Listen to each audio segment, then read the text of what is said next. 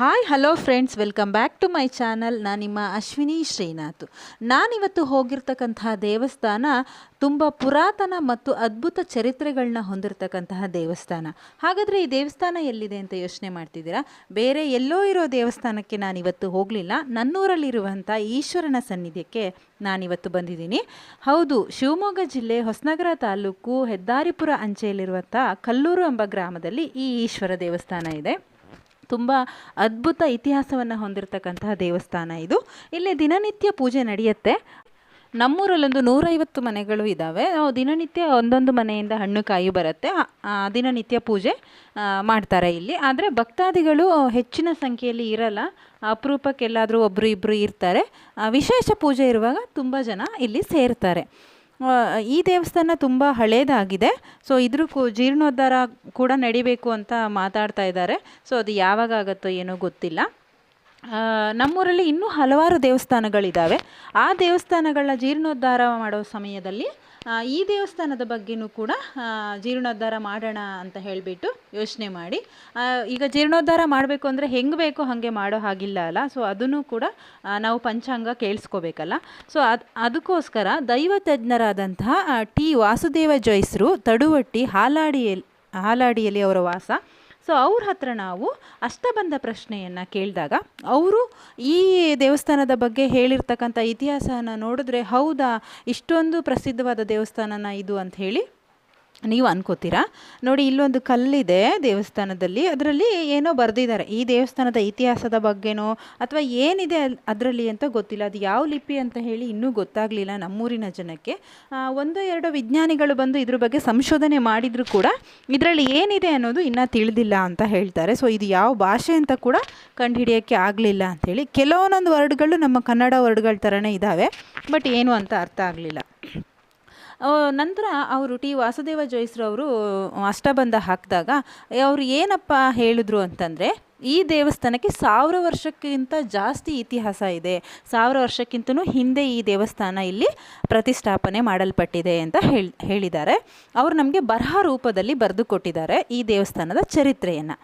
ಇವರು ಒಂದಾನೊಂದು ಕಾಲದಲ್ಲಿ ಈ ದೇವಸ್ಥಾನದಲ್ಲಿ ತುಂಬ ವಿಜೃಂಭಣೆಯಿಂದ ಉತ್ಸವಗಳು ನಡೀತಿತ್ತಂತೆ. ದಿನನಿತ್ಯ ಪೂಜೆಗಳು ಹಾಗೂ ಭಕ್ತಾದಿಗಳಿಂದ ಈ ದೇವಸ್ಥಾನ ತುಂಬ ಹೋಗ್ತಾ ಇತ್ತಂತೆ. ಸೊ ಅಷ್ಟು ವಿಜೃಂಭಣೆಯಿಂದ ಇಲ್ಲಿ ಪೂಜೆಗಳು, ಜಾತ್ರೆಗಳು ನಡೀತಾ ಇತ್ತಂತೆ. ಇದನ್ನು ಹಿಂದಿನ ಕಾಲದಲ್ಲಿ ಋಷಿಮುನಿಗಳು ಪ್ರತಿಷ್ಠಾಪನೆ ಮಾಡಿದ್ದಾರೆ ಅಂತ ಹೇಳ್ತಾರೆ. ಇದು ದೇವಸ್ಥಾನ ಹೇಗಿತ್ತಪ್ಪ ಅಂತಂದರೆ, ಸುತ್ತ ಮಣ್ಣಿನ ಗೋಡೆ ಇತ್ತಂತೆ, ಗರ್ಭಗುಡಿ ಮಾತ್ರ ಕಲ್ಲಿನಿಂದ ಗರ್ಭಗುಡಿಯನ್ನು ನಿರ್ಮಾಣ ಮಾಡಿದ್ರಂತೆ. ಮೇಲ್ಮಹಡಿ ಕೂಡ ಕಲ್ಲಿನಿಂದ ನಿರ್ಮಾಣ ಮಾಡಿದ್ರಂತೆ. ಸೊ ಇದ್ರ ಮೂಲ ಸ್ಥಾನ ಈಗ ಏನು ನಾವು ತೋರಿಸ್ತಾ ಇದ್ದೀನಿ, ಇದ್ರ ಮೂಲ ಸ್ಥಾನ ಇಲ್ಲಿ ಅಲ್ಲ ಅಂತೆ. ಸೊ ಇಲ್ಲಿ ಋಷಿಮುನಿಗಳು ಪ್ರತಿಷ್ಠಾಪನೆ ಮಾಡಿದ್ದು. ಇದ್ರ ಮೂಲ ಸ್ಥಾನ ಎಲ್ಲಿದೆಯಪ್ಪ ಅಂತಂದರೆ, ಅದು ಬೇರೆ ಎಲ್ಲೂ ಇಲ್ಲ, ಇದೇ ಗ್ರಾಮದಲ್ಲಿ ಪಶ್ಚಿಮ ಭಾಗದಲ್ಲಿ ಇದರ ಮೂಲ ಸ್ಥಾನ ಇದೆ, ಈಶ್ವರನ ಮೂಲ ಸ್ಥಾನವಿದೆ ಅಂತ ಹೇಳಿ ಅವರು ನಮಗೆ ತಿಳಿಸಿದ್ದಾರೆ. ಪಶ್ಚಿಮ ದಿಕ್ಕಿನಲ್ಲಿ ಈಗ ನಾವೇನು ಅಲ್ಲಿ ಒಂದು ವಿಷ್ಣುವಿನ ಸಾನ್ನಿಧ್ಯ ಕೂಡ ಇದೆ. ಪಶ್ಚಿಮ ದಿಕ್ಕಿನಲ್ಲಿ ವಿಷ್ಣುವಿನ ಸಾನ್ನಿಧ್ಯದ ಆಸುಪಾಸಿನಲ್ಲಿ ಮುಳ್ಳಿನ ಗಿಡಗಳ ಮಧ್ಯೆ ಈ ಈಶ್ವರನ ಒಂದು ಉದ್ಭವ ಲಿಂಗವಿದೆ, ಉದ್ಭವ ಆಗಿರುವಂಥ ಲಿಂಗ ಇದೆ ಅಂತೆ. ಅದು ನಿಮಗೆ ಖಂಡಿತ ಮುಂದೆ ಸಿಗತ್ತೆ. ಸಿಕ್ಕಾಗ ಅದನ್ನು ಸರಿಯಾಗಿ ವ್ಯವಸ್ಥೆ ಮಾಡಿ ಪೂಜೆಗಳನ್ನ ಮಾಡಿ ಅಂತ ಅವರು ಅದರಲ್ಲಿ ಬರೆದು ಕೊಟ್ಟಿದ್ದಾರೆ. ಅಲ್ಲಿ ಈಶ್ವರನ ಉದ್ಭವ ಲಿಂಗ ಇರುವಂಥ ಜಾಗದಲ್ಲಿ ಈಶ್ವರಲಿಂಗ ಮಾತ್ರ ಇಲ್ಲ, ವಿಷ್ಣು ಮತ್ತು ಆಂಜನೇಯ ಮತ್ತು ಮಾಸ್ತಿಯಮ್ಮ ಈ ದೇವರು ಕೂಡ ಇದ್ದಾರೆ. ಮತ್ತು ಇನ್ನು ಹಲವಾರು ದೇವರುಗಳ ಬಗ್ಗೆ ಬರೆದು ಕೊಟ್ಟಿದ್ದಾರೆ. ವೀರಭದ್ರ ಸ್ವಾಮಿ, ಭೂತರಾಯ, ಜಟ್ಟಿಲಿಂಗೇಶ್ವರ, ಭೈರವ, ಈ ದೇವರು ಕೂಡ ತನ್ನ ಪರಿವಾರದ ಸಮೇತ ಅಲ್ಲಿ ಇದ್ದಾವೆ ಅಂತ ಅವರು ನಮಗೆ ಹೇಳಿದ್ದಾರೆ. ಸೊ ಮುಂದೊಂದು ದಿನ ಇವುಗಳೆಲ್ಲ ಸಿಗತ್ತೆ ಅಂತ ಹೇಳಿದರು. ಈಗ ಏನು ಅವರು ಹೇಳಿದ್ದಾರೆ, ಆಂಜನೇಯ ಸ್ವಾಮಿ, ಮಾಸ್ತಿಯಮ್ಮ ಇವೆಲ್ಲ ಈ ಊರಿನ ಜನರಿಗೆ ಅದು ಎಲ್ಲಿದೆ ಅಂತ ಗೊತ್ತು. ಬಟ್ ಈಶ್ವರಲಿಂಗ, ಉದ್ಭವ ಈಶ್ವರಲಿಂಗ ಮಾತ್ರ ಇನ್ನು ಕಣ್ಣಿಗೆ ಕಾಣಿಸಿಲ್ಲ. ಸೊ ಆದಷ್ಟು ಬೇಗ ಸಿಗಲಿ ಅಂತ ನಾವು ಈಶ್ವರನಲ್ಲೇ ಬೇಡ್ಕೋಬೇಕು. ಸೊ ಯಾಕಪ್ಪ ಅಲ್ಲಿಂದ ಇಲ್ಲಿ ತಂದು ಪ್ರತಿಷ್ಠಾಪನೆ ಮಾಡಿದ್ದಾರೆ ಅಂತಂದರೆ, ಸುಮಾರು 300 ವರ್ಷಗಳ ಹಿಂದೆ ದೊಡ್ಡದಾದಂಥ ಅಗ್ನಿ ಅನಾಹುತ ನಡೆದಿತ್ತಂತೆ ಆ ಜಾಗದಲ್ಲಿ. ಸೊ ಆ ಅಗ್ನಿ ಅನಾಹುತದಿಂದ ಅಲ್ಲಿಂದ ಬಂದು ಇಲ್ಲಿ ಋಷಿಮುನಿಗಳು ಪ್ರತಿಷ್ಠಾಪನೆ ಮಾಡಿದ್ದಾರೆ ಅಂತ ಹೇಳಿ ಅವ್ರು ನಮಗೆ ಅದರಲ್ಲಿ ಬರೆದು ಕೊಟ್ಟಿದ್ದಾರೆ. ಮತ್ತು ಈ ದೇವಸ್ಥಾನದಲ್ಲಿ ತುಂಬ ಸಂಪತ್ತಿತ್ತಂತೆ, ವಜ್ರ ವೈಡೂರ್ಯಗಳು ತುಂಬ ಸಂಪತ್ತಿತ್ತಂತೆ. ಸೊ ಅದನ್ನು ಕೂಡ ಕಳ್ಳಕಾಕರು ಕೊಳ್ಳೆ ಹೊಡೆದಿದ್ದಾರೆ ಅಂತ ಹೇಳಿ ಕೂಡ ಅವ್ರು ನಮಗೆ ಉಲ್ಲೇಖ ಮಾಡಿದ್ದಾರೆ. ಮತ್ತು ಇಲ್ಲಿ ಹೊರಗಡೆ ಒಂದು ನಂದಿ ನೀವು ನೋಡಿರಬೇಕು, ಸ್ಟಾರ್ಟಿಂಗಲ್ಲಿ ಹೊರಗಡೆ ದೇವಸ್ಥಾನದಿಂದ ಹೊರಗಡೆ ಒಂದು ನಂದಿ ಇದೆ. ಸೊ ಅದನ್ನು ಕೂಡ ಸೀಳಿದ್ರಂತೆ, ಅದ್ರ ಒಳಗಡೆ ಕೂಡ ಸಂಪತ್ತಿದೆ ಅಂತ ಹೇಳಿ ಅದನ್ನು ಕೂಡ ಸೀಳಿದ್ರಂತೆ. ಮತ್ತು ಒಂದು ದೊಡ್ಡದಾದಂಥ ಗಣಪತಿಯ ವಿಗ್ರಹ ಇರುವಂಥ ಒಂದು ದೊಡ್ಡದಾದಂಥ ಕಲ್ಲಿತ್ತಂತೆ. ಸೊ ಅದನ್ನು ಕೂಡ ಕಳ್ತನ ಮಾಡಿದ್ದಾರೆ. ಸೊ ತುಂಬ ಸಂಪತ್ತನ್ನು ಕಳ್ತನ ಮಾಡಿದ್ದಾರೆ ಇಲ್ಲಿ. ಆಮೇಲೆ ಏನಾಗಿತ್ತಪ್ಪ ಅಂತಂದರೆ, ನಾನು ಹೇಳಿದ್ನಲ್ಲ ಆವಾಗ ಸರಿಸುಮಾರು 1060ರಲ್ಲಿ ಈ ದೇವಸ್ಥಾನ ಪ್ರತಿಷ್ಠಾಪನೆ ಆಗಿರಬಹುದು ಅಂತ ಇದೆ. ಸೊ ಆವಾಗ ಅವರು ಮಣ್ಣಿನ ಗೋಡೆಯನ್ನು ಹಾಕಿ ಗರ್ಭಗುಡಿಯನ್ನು ಮಾತ್ರ ಕಲ್ಲಲ್ಲಿ ಮಾಡಿದ್ರಂತೆ. ಮೇಲ್ಮಹಡಿ ಕೂಡ ಕಲ್ಲಲ್ಲಿ ಮಾಡಿದ್ರಂತೆ. ಆ ಕಡೆ ಈ ಕಡೆ ಕಲ್ಲು ಚಪ್ಪಡಿಗಳನ್ನ ಹಾಸಿ ಮಧ್ಯ ಒಂದು ಕಲ್ಲಲ್ಲಿ ಕಮಲದ ಹೂ ಚಿತ್ರ ಇರುವಂಥ ಕಲ್ಲನ್ನು ಮುಚ್ಚಿಗೆ ಥರ ಮಾಡಿದ್ರಂತೆ. ಆ ಒಂದು ಚಪ್ಪಡಿಯನ್ನು 10 ಜನದಿಂದ ಕೂಡ ಎತ್ತಕ್ಕೆ ಆಗ್ತಾ ಇರಲಿಲ್ಲಂತೆ. ಅಷ್ಟು ಒಂದು ಭಾರವಾದ ಕಲ್ಲಿನಿಂದ ಗರ್ಭಗುಡಿಯ ಗೋಪುರವನ್ನು ಮಾಡಿದ್ರಂತೆ. ಸೊ ಅದು ಸುಮಾರು ಒಂದು ವರ್ಷಗಳೇ, ಒಂದು 80-90 ವರ್ಷಗಳಾದ ನಂತರ ಅದು ಮಣ್ಣಿನ ಗೋಡೆ ಅಲ್ವಾ, ಸೊ ಬಿದ್ದೋಗೋಕ್ಕೆ ಸ್ಟಾರ್ಟ್ ಆಯ್ತಂತೆ. ನಾನು ಇಷ್ಟೊತ್ತು ಏನು ಈ ದೇವರ ಬಗ್ಗೆ ಇತಿಹಾಸನ ಹೇಳಿದೆ, ಇದು ಯಾವುದನ್ನು ನೋಡಿದವ್ರಿಲ್ಲ. ಜಸ್ಟ್ ಅಷ್ಟಬಂಧ ಪ್ರಶ್ನೆಯಲ್ಲಿ ನಮಗೆ ಅದ್ರ ಬಗ್ಗೆ ಮಾಹಿತಿಯನ್ನು ಕೊಟ್ಟಿದ್ದು ಬಿಟ್ಟರೆ ಇದನ್ನು ಯಾರ್ದು ನೋಡೋರಿಲ್ಲ. ಸೊ ಆದರೆ ಈಗ ನಾನು ಹೇಳ್ತಕ್ಕಂಥ ಸ್ಟೋರಿ ನೋಡಿದವ್ರಿದ್ದಾರೆ. ಈ ಊರಿನ ಹಲವಾರು ಹಿರಿಯರಿದ್ದಾರೆ. ನಮ್ಮ ಅಪ್ಪ ಕೂಡ ಈ ಘಟನೆ ನಡೆಯುವಂಥ ಸಮಯದಲ್ಲಿ ಅಲ್ಲೇ ಇದ್ರಂತೆ. ಹಾಗಾಗಿ ನನಗೆ ಈ ಘಟನೆ ಬಗ್ಗೆ ಸ್ಪಷ್ಟವಾಗಿ ಗೊತ್ತು. ಸೊ ಮಣ್ಣಿನ ಗೋಡೆ ಎಲ್ಲ ಬಿದ್ದೋಗ್ತಾ ಇತ್ತಂತೆ. ಸೊ ಊರಿನ ಮುಖ್ಯಸ್ಥರೆಲ್ಲ ಸೇರಿಕೊಂಡು, ನಮ್ಮ ಅಪ್ಪನೂ ಸೇರಿಕೊಂಡು ದೇವಸ್ಥಾನದ ಕಮಿಟಿಯನ್ನು ರಚನೆ ಮಾಡಿಕೊಂಡಿದ್ರು.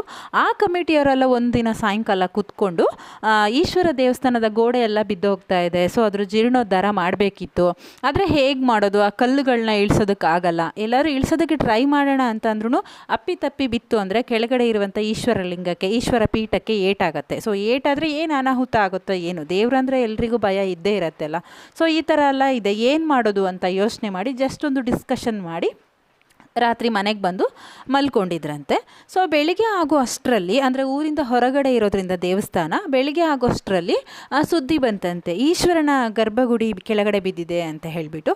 ಸೊ ಎಲ್ಲರೂ ಗಾಬರಿಯಿಂದ ಪೀಠಕ್ಕೆ ಏನಾಯಿತು, ಏಟಾಯಿತು ಏನು ಅಂತ ಎಲ್ಲ ಗಾಬರಿಯಿಂದ ಎಲ್ಲ ಹೋಗಿ ನೋಡೋ ತನಕ ಎಲ್ಲ ಕಲ್ಲುಗಳು ಕೆಳಗಡೆ ಬಿದ್ದಿತ್ತಂತೆ. ಯಾರೋ ನೀಟಾಗಿ ಕೆಳಗೆ ಇಳಿಸಿಟ್ಟಿರೋ ಥರ ಕೆಳಗಡೆ ಬಿದ್ದಿತ್ತು. ಈಶ್ವರ ಪೀಠಕ್ಕೆ ಏನೂ ಆಗಿರಲಿಲ್ಲಂತೆ, ಈಶ್ವರ ಲಿಂಗದ ಪೀಠಕ್ಕೆ ಏನೂ ಆಗಿರಲಿಲ್ಲಂತೆ. ಸೊ ಈ ಕಥೆನ ಕೇಳ್ತಿದ್ರೆ ಮೈ ಜುಮ್ಮಂತು ನನಗಂತೂ.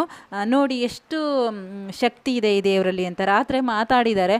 ಸೊ ಮಾನವರಿಂದ ಮಾಡೋಕ್ಕಾಗದೇ ಇರೋ ಕೆಲಸ ಅಂತ ದೇವರೇ ತಿಳಿದು ದೇವರೇ ಕೆಳಗಡೆ ಬೀಳಿಸಿದ್ದಾನೆ ಅಂತ ಹೇಳಿದ್ರು ತಪ್ಪಾಗಲ್ಲ. ಇದು ನನ್ನ ಪರ್ಸ್ನಲ್ ಒಪಿನಿಯನು, ಬೀಳಿಸಿರಬಹುದೇನೋ ಅಂತ. ಸೊ ಆಮೇಲೆ 1998ರಲ್ಲಿ ಮತ್ತೆ ಪುನರ್ ಜೀರ್ಣೋದ್ಧಾರ ಮಾಡ್ತಾರೆ. ಈಗೇನು ಕಾಣಿಸ್ತಾ ಇದೆ ಈ ದೇವಸ್ಥಾನ 1998ರಲ್ಲಿ ಕಟ್ಟಿರೋದು. ಈಗ ಆಯಿತು 25-26 ವರ್ಷ ಆಯಿತು. ಸೊ ಈಗ ಕೂಡ ಮತ್ತೆ ಹಳೇದಾಗಿದೆ. ಇದ್ರ ಜೀರ್ಣೋದ್ಧಾರ ಮಾಡಬೇಕು ಅಂತಲೇ ಈ ಅಷ್ಟಬಂಧ ಪ್ರಶ್ನೆಗಳನ್ನ ಹಾಕಿರೋದು. ಬಟ್ ಯಾವಾಗತ್ತೆ ಏನು ಅನ್ನೋದು ಗೊತ್ತಿಲ್ಲ. ಆದಷ್ಟು ಬೇಗ ದೇವರು ತನ್ನ ಆಲಯವನ್ನೇ ನಿರ್ಮಾಣ ಮಾಡ್ಕೊಳ್ಳೋದಕ್ಕೆ ನಮಗೆಲ್ಲರಿಗೂ ಅನುಗ್ರಹ ಕೊಡಲಿ. ಇಂಥ ಒಂದು ಅದ್ಭುತ ಚರಿತ್ರೆ ಇರುವಂತಹ ಅದ್ಭುತ ಶಕ್ತಿಯನ್ನು ಹೊಂದಿರತಕ್ಕಂಥ ಈ ದೇವಸ್ಥಾನ ಇರುವಂಥ ಗ್ರಾಮದಲ್ಲಿ ನಾನಿದ್ದೀನಿ ಅಂತ ಹೇಳ್ಕೊಳ್ಳೋದಕ್ಕೆ ನನಗೆ ತುಂಬ ಹೆಮ್ಮೆ ಆಗುತ್ತೆ. ಸೊ ತುಂಬ ಅಂದರೆ ತುಂಬ ಹಾಳಾಗಿದೆ ದೇವಸ್ಥಾನ. ಇಲಿಗಳ ಕಾಟದಿಂದ ವಿದ್ಯುತ್ ಲೈನ್ ಎಲ್ಲ ನೋಡಿ, ಇದೆಲ್ಲ ನಾನು ತೋರಿಸ್ತಾ ಇದ್ದೀನಲ್ಲ, ಪೈಪೆಲ್ಲ ಇಲಿಗಳೆಲ್ಲ ಕಟ್ ಮಾಡಿದ್ದಾವೆ. ಸೊ ಸರಿಯಾದ ಕರೆಂಟ್ ವ್ಯವಸ್ಥೆ ಇಲ್ಲ, ದ್ವಾರ ಬಾಗಿಲಾಗಲಿ ಯಾವುದಾಗಲಿ ಅಷ್ಟು ಸರಿಯಾಗಿಲ್ಲ. ಸೊ ಆದಷ್ಟು ಬೇಗ ಜೀರ್ಣೋದ್ಧಾರ ಆಗಲಿ. ಮೊದಲಿನ ಥರನೇ ಇಲ್ಲಿ ಉತ್ಸವಗಳು, ದಿನನಿತ್ಯ ಪೂಜೆಗಳು ನಡೀಲಿ. ಮೊದಲು ಹೇಗೆ ಭಕ್ತಾದಿಗಳಿಂದ ತುಂಬ ಹೋಗ್ತಿತ್ತೋ ಈ ದೇವಸ್ಥಾನ, ಹಾಗೆ ತುಂಬ ಹೋಗಲಿ. ಸೊ ಇದೆಲ್ಲ ಆಗೋದಕ್ಕೆ ಈ ಗ್ರಾಮಸ್ಥರ ಜನರಿಗೆ ಈ ದೇವಸ್ಥಾನದ ಜೀರ್ಣೋದ್ಧಾರ ಮಾಡುವಂಥ ಶಕ್ತಿಯನ್ನು ಅನುಗ್ರಹಿಸಬೇಕು, ಈ ದೇವರೇ ಅನುಗ್ರಹಿಸಬೇಕು. ನೋಡಿ ಇಲ್ಲೆಲ್ಲ ನಾನು ಏನು ತೋರಿಸ್ತಾ ಇದ್ದೀನಿ ಅಂತಂದರೆ, ಅದೇ ನಾನು ಹೇಳಿದ್ನಲ್ಲ ಕಲ್ಲಿನ ಗೋಪುರ ಮಾಡಿದರು ಅಂತ. ಸೊ ಅದನ್ನು ಇಲ್ಲಿ ತಂದು ಹಾಕಿದ್ದಾರೆ. ಈಗ ಗಿಡಗಳೆಲ್ಲ ಬೆಳೆದು ಅದು ಮುಚ್ಚೋಗಿದೆ. ಆ ಕಲ್ಲುಗಳಿವು. ಇಲ್ಲಿ ನೀರಿನ ವ್ಯವಸ್ಥೆ ಇದೆ, ಆದರೂ ಇವತ್ತು ಕರೆಂಟ್ ಇರಲಿಲ್ಲ. ಸೊ ಬಾವಿಯಿಂದನೇ ಸೇದ್ಬಿಟ್ಟು ದೇವರಿಗೆ ಅಭಿಷೇಕ ಮತ್ತು ದೇವಸ್ಥಾನವೆಲ್ಲ ನೀಟಾಗಿ ತೊಳೆದ್ರು. ಸೊ ನಾವು ಕೂಡ ಅದಕ್ಕೆ ಸಹಾಯ ಮಾಡಿದ್ವಿ. ಇವತ್ತಿನ ವಿಡಿಯೋ ನಿಮಗೆಲ್ಲರಿಗೂ ಇಷ್ಟ ಆಗಿದೆ ಅಂತ ಅಂದ್ಕೊತೀನಿ. ಯಾರಿಗೆಲ್ಲ ಈ ವಿಡಿಯೋ ಇಷ್ಟ ಆಯಿತೋ ಲೈಕ್ ಮಾಡಿ, ಶೇರ್ ಮಾಡಿ, ಕಮೆಂಟ್ ಮಾಡಿ. ಯಾರೆಲ್ಲ ಇನ್ನು ನನ್ನ ಚಾನಲ್ನ ಸಬ್ಸ್ಕ್ರೈಬ್ ಮಾಡದೆ ನೋಡ್ತಾ ಇದ್ರು ದಯವಿಟ್ಟು ಸಬ್ಸ್ಕ್ರೈಬ್ ಮಾಡೋದ್ರ ಮುಖಾಂತರ ನನಗೆ ಇನ್ನೂ ಹೆಚ್ಚಿನ ವಿಡಿಯೋಗಳನ್ನ ಮಾಡೋದಕ್ಕೆ ಸಹಾಯ ಮಾಡಿ. Thank you so much.